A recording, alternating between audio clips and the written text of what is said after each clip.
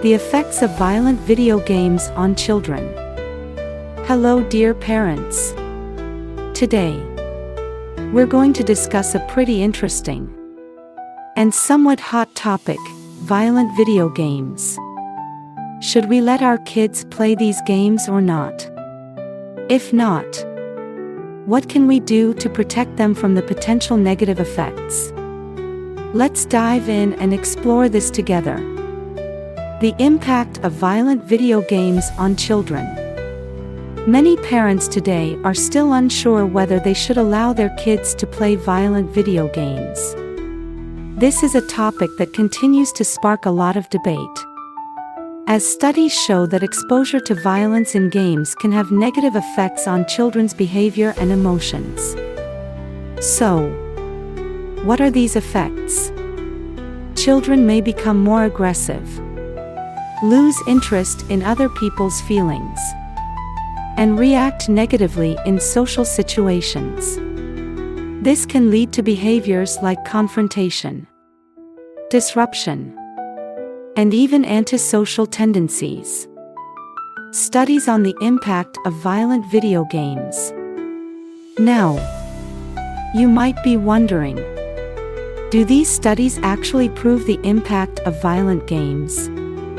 Well, the answer is yes. One prominent study led by Dr. Douglas Gentile shows that when children frequently play violent video games, they tend to imitate the violent behaviors in the game.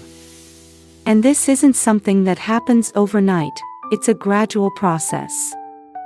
This research followed over 3,000 children across grades 3, 4, 7, and 8 for 3 years. The results showed that children who played violent games regularly became more aggressive over time and were more likely to react negatively in real-life situations. Dr. Gentile explains, children gradually change their thinking after prolonged exposure to violent games.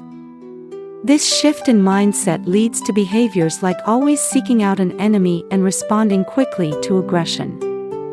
For example, if your child is accidentally bumped by another student in the hallway at school, a child who has been exposed to violence in games might think, say, or do something aggressive, instead of calmly resolving the situation.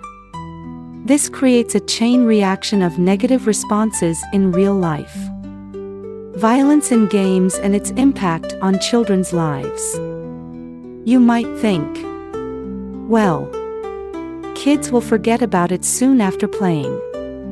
But actually, just like how children practice a musical instrument, a dance move, or a taekwondo move, the more they practice a behavior, the better they get at it, including aggressive behaviors.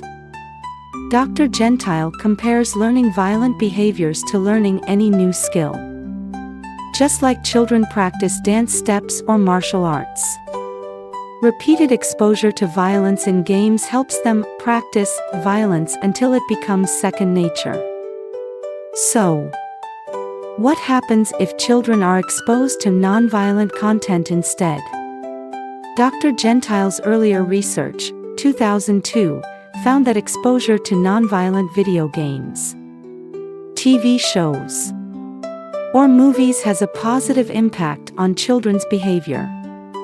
In other words, just like aggression and violence, behaviors like kindness and sharing can also be practiced and learned. What can parents do? You might be thinking, kids will play video games anyway, right? And you're right. According to Dr. Gentile's 2014 research, over 90% of children play video games. So you can't really stop them. What you can do, however, is engage with them and play together more. Your goal is to minimize exposure to violent content and guide them towards more positive content whenever possible. It's important to remember that setting limits on screen time and game choices is key. While you may not be able to control everything, you can certainly influence which games they play and how much time they spend on them. So there you have it. Parents. While video games are an inevitable part of modern childhood, we need to be careful and proactive in managing their impact. Don't let violent video games become a challenge that's out of control. Instead, view it as an opportunity to teach your children positive values that will help them grow up to be kind, considerate, and responsible individuals.